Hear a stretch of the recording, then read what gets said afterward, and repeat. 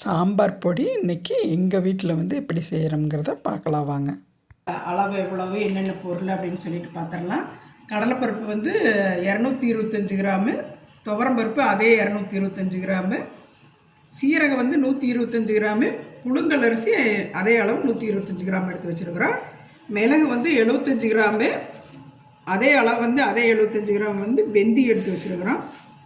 ஒரு துண்டு வந்து பெருங்காயம், 50 கிராம் வந்து மஞ்சள்தூள், கொஞ்சமாக காய வச்சு எடுத்து வச்சுருக்கிறேன் கருவேப்பிலை, நல்ல காய வச்சு எடுத்து வச்சுருக்கிற ஒரு 3/4 கிலோ குண்டு மிளகாய், வரமிளகாய், மல்லி வந்து 2 கிலோ நல்லா வெயில் காய வச்சு இன்னுமே சூடாக இருக்குது அது மாதிரி எடுத்து வச்சுருக்குது. இதெல்லாம் வந்து என்ன பதத்தில் வறுத்தரைக்கலாம் அப்படின்னு சொல்லிட்டு பார்க்கலாம். வீடியோக்குள்ளே வாங்க. அதுக்கு முதல்ல கடலைப்பருப்பை வந்து வறுத்து எடுத்துக்கலாம். பருப்பு பாதியாக வறுத்துக்கலாம். அப்போ தான் வந்து உங்களுக்கு எல்லாம் ஆவரேஜாக வேகும். ஒன்று வறுபட்டு ஒன்று வறுபடாமல் ஆகிடக்கூடாதுங்கிறக்காக கொஞ்சம் கொஞ்சமாக வறுத்து எடுத்துக்கிறது. அதுக்காக பாதியாக பிரித்து போட்டுக்கிட்டேன்.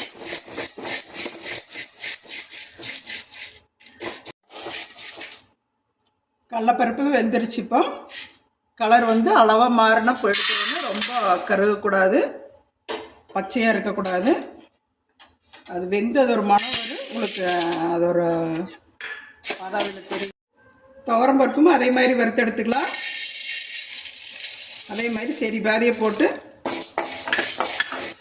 துவரம்பருப்பு வந்து உங்களுக்கு வெந்ததுமே அது நல்லா ஒரு மனம் வரும். இப்போ அந்த வாசனை நல்லா வந்துருச்சு. இந்த அளவுக்கு இருந்தால் போது, ஒரு பருப்பு கூட கருகி இருக்காது, அளவாக வெந்திருக்கு. இது வந்து உங்களுக்கு சாம்பார் பொடி இது எடுக்கும்போது உங்களுக்கு கரெக்டான ஒரு பதத்துக்கு கிடச்சிரும். அரிசியை பொரித்து எடுத்துக்கலாம். கொஞ்சம் கொஞ்சமாக போட்டு அரிசி பொரிஞ்சு வர்றது நல்லா நம்மளுக்கே தெரியும். எல்லா அரிசி நீட்டாக பொரிஞ்சு வெள்ளையோன்னு ஆயிரம்னு அதுக்கப்புறம் எடுத்து கொட்டிக்கலாம்.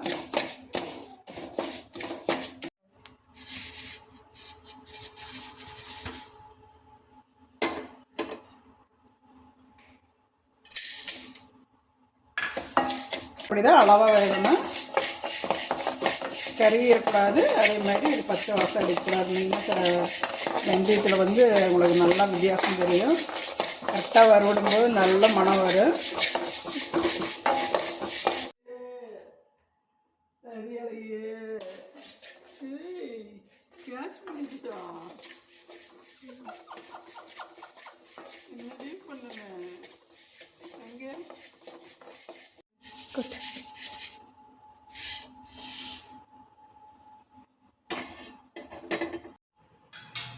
நறுக்கிட்டே என்னத்தங்க பண்ணுற? சாம்பார் பொடி அரைக்கலாமோ? சாம்பார் பொடி அரைக்கலாமோ? எப்படி அரைக்கலாம்? எப்படி அரைக்கலாம் சாம்பார் பொடி? எப்படி அரைக்கலாம் சாம்பார் பொடி?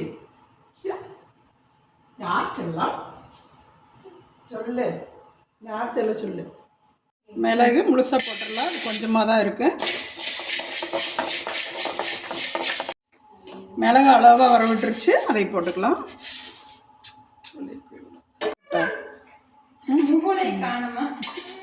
மூளையவே காணுமா? சீரகமே பாதியை போட்டாச்சு. அது உங்களுக்கு லேசாக வறுபட்ட போது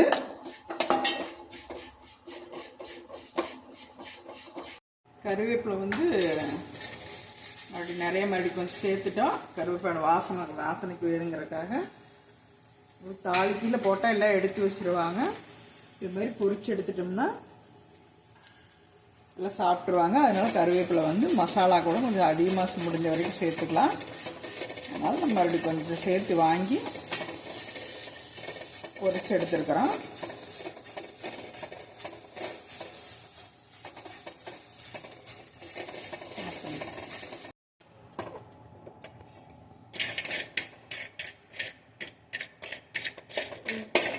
அவ்வளோதான் எடுத்துக்கலாம். பெருங்காயம் வந்து கட்டி பெருங்காயம் உங்களுக்கு வந்து கொஞ்சம் ஜவ்வு மாதிரி இருக்குது. நல்லா வெயிலில் காய வச்சு மறுபடியும் நல்லா வறுத்து எடுத்துக்கணும். வறுத்து எடுத்து மறுபடியும் அரைக்கிறக்கு போட்டுக்கணும். மல்லி அது மாதிரி தான் கொஞ்சம் கொஞ்சமாக போட்டு வறுத்து எடுத்துக்கணும். உங்களுக்கே தெரியும் இவ்வளோ போட்டால் தான் ஏகமாக வேகும் அப்படிங்கிற மாதிரி தெரியும் பார்க்குறவங்களுக்கு. நல்லா சூடாகி உங்களுக்கு கை பொறுக்கிற சூடு இருந்தால் போதும். கைப்படி நம்மளால் பொறுக்க முடிகிற அளவுக்கு சூடு இருந்தால் மல்லி போகுது. அப்போ தான் உங்களுக்கு வாசம் நல்லாயிருக்கும். அதே பார்த்துட்டு எல்லாம் மல்லி வறுத்து எடுத்துக்கலாம். மல்லி பருப்பெல்லாம் வறுத்து எடுத்து வச்சாச்சு. இப்போ வந்து வரமிளகாய் வறுக்கிறக்கு வந்தாச்சு. இது வந்து காம்போடு போட்டு வறுக்கிறோன்னா, காம்பு எடுத்துட்டோம்னா அந்த விதையெல்லாம் கொட்டி இந்த விதை தீஞ்சு வீட்டுக்குள்ளே எல்லாம் காரம் அடிக்கி யார் குழந்தையெல்லாம் இருக்க முடியாது. அதனால் வந்து லேசாக சூடு மட்டும் ஆனால் போது. ரொம்ப இதை வறுத்து கருவேப்பிலை விடணும் அப்படிங்கிறதெல்லாம் இல்லை. அதே மாதிரி தான் கை பொறுக்கிற சூடு அப்படியே காம்பு ஒடிக்காமல் போட்டு வறுத்து எடுத்துட்டோம்னா போதும். வறுத்து எடுத்துகிட்டு மறுபடியும் காம்பு ஒடிச்சிக்கலாம். முதல்ல காம்பு எடுக்கக்கூடாது. அது மாதிரி வறுத்து எடுத்துக்கொண்டு வைங்களேன். வறுத்து நல்லா ஆற வச்சு எடுத்தாச்சு. இப்போ வந்து நம்ம அரைச்சி வாங்கிட்டு வர அந்த பக்கெட்லேயே கொட்டி எடுத்துகிட்டு போய்க்கலாம் அரைக்கிற இடத்துக்கு.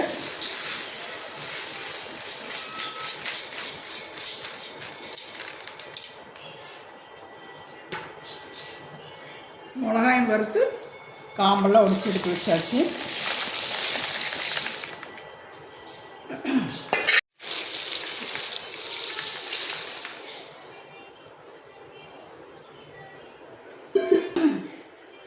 நீங்கள் கொண்டே அரைக்கிற இடத்துல கொடுத்து அரைச்சி வாங்கிட்டு வந்து எடுத்து வச்சுக்கலாம்.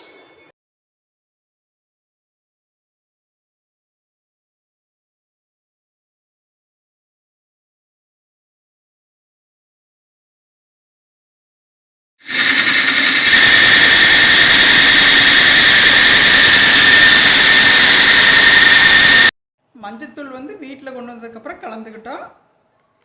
இப்போ வந்து சாம்பார் பொடி வந்து ஃபினிஷிங் ஆயிடுச்சு.